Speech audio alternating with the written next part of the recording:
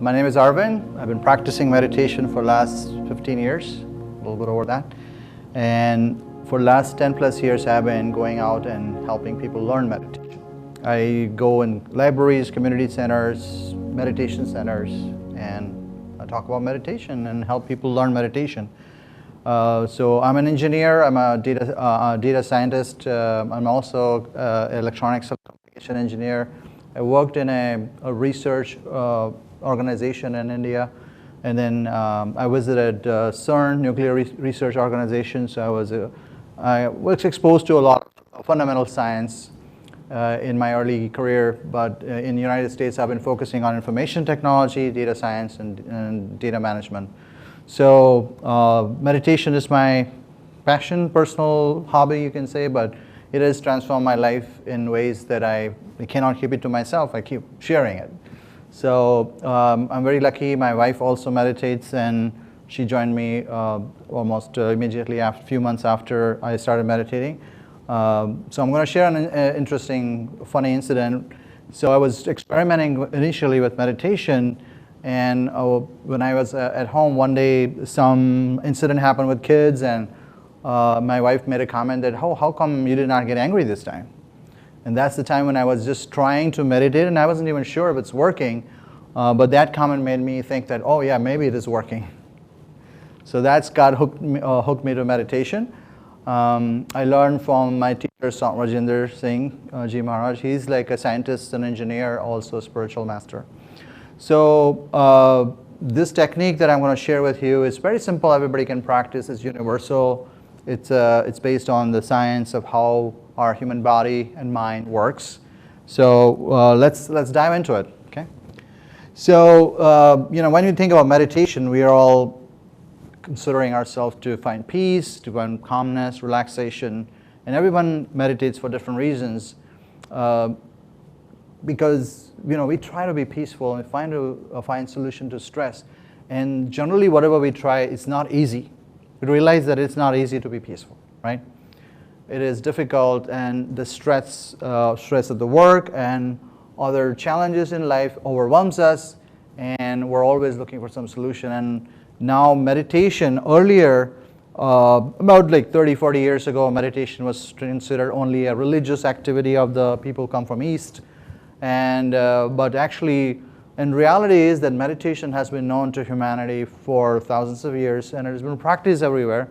It's probably more culturally accepted in the East, and it was brought up. So that's why I feel it. But it's a science. It's a way of bringing inner peace to every human being. So as you can see, I'm assuming you all have a to-do list, right? Well, how long is that to-do list? You have a long list, and you start from the top, and you say, I'm going to get through this list today, and then you go probably quarter way in, and next day you see that list has increased the tail instead of reducing it. So the to-do work never goes away, some of the work, and keep increasing. Now the critical question I'll ask you is, where are you in that list? Like, take care of yourself. And I don't mean entertaining yourself and eating food. That's obviously very obvious, because those are physical needs, especially the food. If you don't eat food, you can't go further. You prioritize pretty quickly. Then I need to eat, otherwise I'm not going to do anything, right? And same with if you're totally tired, you do need relaxation. So that's also priority, because your body cries for it, right? You look for ways to either take a nap or sleep, or just take rest, because you can't function. However, how about the inner peace or the mental peace? That usually goes in the to-do list at the bottom, right? And it's that because our mind is so busy to even think about itself. In fact, yesterday I was giving a class, and someone said it feels very selfish to look for peace for ourselves. So it looks like I'm missing something, like I could be doing something else. Like if you're a family person, you feel like, if I'm just sitting quiet and trying to find inner peace, then I may be ignoring some work at my home, I may be ignoring my family, I might be ignoring something else. And so our mind is so active, it feels like, okay, I need to do something. Now, have anybody ever tried to sit down and do nothing? try it, right? When you try to do nothing, what happens? What do your mind cries for? Usually says, come on, you're wasting your time. Get up and do something. And that nature of mind is a resistance to meditation. So I just want to call that out, because many people try to sit for meditation, but they're saying, oh, I'm not able to sit it because my mind is running in a million directions. I'm thinking about this problem and that problem, and all of a sudden I feel the urge to get up and do something. Because it doesn't, to mind, meditation seems so like unnatural, because it is so used to running and thinking, that if you ask it to rest, it says, I don't know what rest is. So it's hard, but it is possible if you can experience the peace within, at least if you practice. It requires an initial commitment. But once you experience yourself, the meditation and the inner peace, you will have a drive, because you would know what it means to meditate. So here are a few causes of our stress. When we talk about stress, think about all kinds of reasons why people get stressed. One of the big reasons is workload. We are all loaded with a lot of things to do. I mean, we saw the flyer from Lindsay, right? Saw a lot of urgent things, and we're always juggling with the priorities and trying to get a lot of things done, and that's pretty common. Then other is worry. Sometimes we worry, even though there's workload, even though we may be making progress, we are worried about something. Is it going to happen? Am I going to get the results that I look for? And sometimes worry over time could result in anxiety, right? Over-analysis. Does anybody consider that? Anybody here analyst? Like, I think about some problem in so many different ways, it can go wrong in so many ways, this can happen and that can happen. We overanalyze things. And that builds stress in us, because now we're considering all possibilities of things going wrong. Expectations, that's also builds some stress, especially expectation not only with ourselves but with others. And when expectations are not met, we feel disappointed. If any of these go long, then we feel fatigue and hopelessness, depression, and this is the intensity of all this, and builds over time. Now there is a healthy stress. If anything gives you stress to get the things done, something makes you move, and then you get the things done, and then you can forget it, that's healthy stress. For example, you catch a flight. You have to catch a flight in 2 hours. You better have your bag packed. You better be on the way to the airport. You have your boarding pass printed. You know your flight is going to be on time, etc. But once you're sitting in the plane and you put your luggage up and you relax, and you forget all that stress that you had for getting to the airport, right? That's a healthy stress. There's nothing wrong with that. That's just a human need. We all need that level of stress. The problem is any stress that linger in your system, that causes the harm. So that's what we are going to talk about. But what you do for stress, typically, this is what average human being constantly trying to do. Decompress, go party, distract from the stress source. You also probably sleep or entertain yourself so that you can get away from stress, and maybe go on a vacation. How many people consider that? I haven't had a vacation for a while. I think I just need to break from all of this, the chaos that I am in. Sometimes people resort to alcohol, drugs, or medication. And all of those bottom things have side effects. So they seem to work temporarily, but they have big side effects. Even vacation has a side effect, and you should look at your credit card bill after coming from vacation. So, so what's happening when you're stressed? Now think about, whenever we reflect on what the state of our mind is, we are either thinking about past or future. Like, I ask this question to everyone, like, are you here right now? And yes, that may seem like an obvious question, but people are physically here, but mentally maybe traveling at times. Like, did you have some thoughts of past and future? Like, did you have some thoughts like, oh yeah, I heard this before, or that person said it, or I've heard this similar thing, or whatever it may remind you of like some stressful situation that you were in. Or it could be thinking about future. Oh, now how am I going to do this? How am I going to use it? Or, yes, I'm thinking about going vacation next month anyway. Going away, the cold is coming in Minnesota, so let's go to Florida. So anyway, that's our normal state, that we are constantly in past and future. How much time you really spend in the current moment? How much time of your day? It's very less, right? And there's nothing right or wrong answer, but it's very less compared to the time we spend in past and future. And we're not in the present moment, we're not present. Now you heard in the meetings, now many people say, oh, be here and now. So in the meetings, people don't pay attention. You know, I go to meeting many times and I'm opening my laptop and worrying about the next meeting. And then this person is saying something and I say, could you repeat that again? Because I was busy, you know, checking my email, and we're not completely present. And this is not just the meetings, it's every activity of our life. We're not always present because we're thinking, we're already racing. Our mind is racing so fast, either it's already analyzing something in the past or thinking about what's going to happen. And then we're not enjoying the moment. We want to build a stress-free life, of course. What do we do? Can meditation help? And that's why I'm here. So I'm here to explain you what meditation can do. So first let me explain the science of meditation, because you hear so much about it that you wonder, is it just an imagination? Is it really working? Am I just, is it just my feeling that I'm getting? But is it something changing in my body or my mind really? The science of meditation says yes, there are very well studied scientific papers written on the effect of meditation on our mind, our brain, our body, and it's very well known. So I'm going to walk you through some of those, and these are, you can find scientific research papers on each one of them. It says first does help reduce stress. Reduction of stress correlates to increased happiness. If you're less stressed, you're more happy. It does actually change our brain, and especially the frontal lobe. Those who meditate, and there's been studies done on monks, and especially in Harvard University, they have found the frontal lobe is highly active for those who are meditators. And this area of the brain is responsible for communication, empathy, feeling the presence, making good judgment. So having a focus, and some of those are also helpful in helping you becoming a good leader. The empathy, the connection, the understanding, the awareness. And those who have weaker frontal lobe, they usually, even though they may be smart, they may end up taking wrong decisions. The increased cortical thickness is also observed in the brain. So it's like an exercise. You all know that if you go to a gym and you do your weights on a regular basis, you will have good muscles.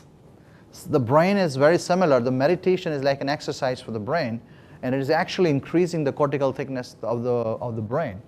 And how does it help? Is now the brain all of a sudden have more gray matter, and so more neurons to work with, and so people are more healthy that way, and their responses are better. So our neural health is higher.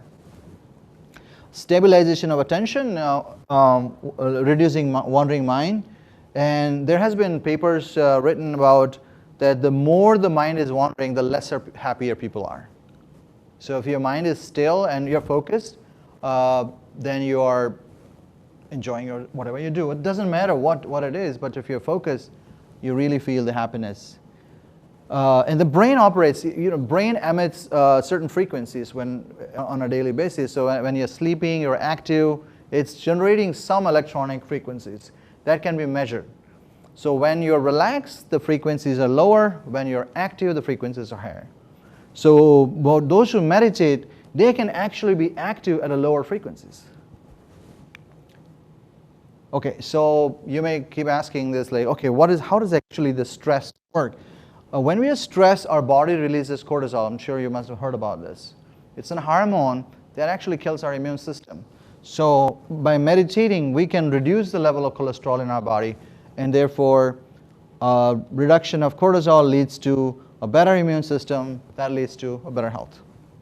And this is some of the research that was done on the brain, and to show you that meditation actually changes the brain. And I think this will be a very interesting slide for many. You can see that the graph that is in red dots and blue dots, the bottom one. Now you can see that the red is the regular people who age, and their cortical thickness of their brain goes down with the age. The blue dots are those who are meditators. Their brain does not age as fast as regular people. So it's a meditation is a wonderful anti-aging exercise. So I just talked about that cortical thickness, and this was the paper on wandering mind relating to happiness. And so what meditation is doing is giving you an exercise to still your attention and to fix your attention, so you're not as much wandering. It doesn't mean you're not worried about other things, or you don't care about other things. You are able to do one thing at a time and be good at all of those things, instead of being here and then worried about something else, and then you go there. Usually people at work, worried like, what happened to my family? Am I paying attention to? My kids have to do this, and then when you go home, then you're thinking about the work, and then you're never happy. And if you pay attention to one thing at a time, you will definitely be effective and happier. So this was the chart I was talking about, the brain frequencies, and they have been studied, and you must have heard about gamma waves, the beta waves, the alpha, and the theta. So those who are very active, but meditation will help reduce the brain frequencies, still be active and operating, but at a lower frequency, and you'll be much more calmer and much more aware. So that was the science. So I just wanted to show some proof that this is not just somebody's feelings, or it is actually changing our body and brain. And meditation has physical benefits, mental benefits, emotional benefits, spiritual benefits, and ultimately, guess what? If you are peaceful, and there are more and more peaceful human beings in the world will be peaceful. We need our politicians, our engineers, our everybody to be peaceful and resolve things that way. So you can imagine the world will be a peaceful place. Now, coming back to the actual technique of meditation, what we are trying to do in meditation is we're not trying to control the mind, but we're trying to not let the mind control us. Absorb that for a second. We as a person, as an individual, are actually spirit as a soul. And the mind is a tool that is available to us. And we have so tightly integrated that we have forgotten that it's a separate tool. We can use the mind, and we can see that the mind is active, and we do not have to always go with the thought. For example, if you become angry, you can say, I'm having angry thought. As soon as you separate yourself from the thought, you notice that the thoughts don't affect you as much, and they disappear after some time. But if you think that I'm angry, then you will stay angry for longer. Right?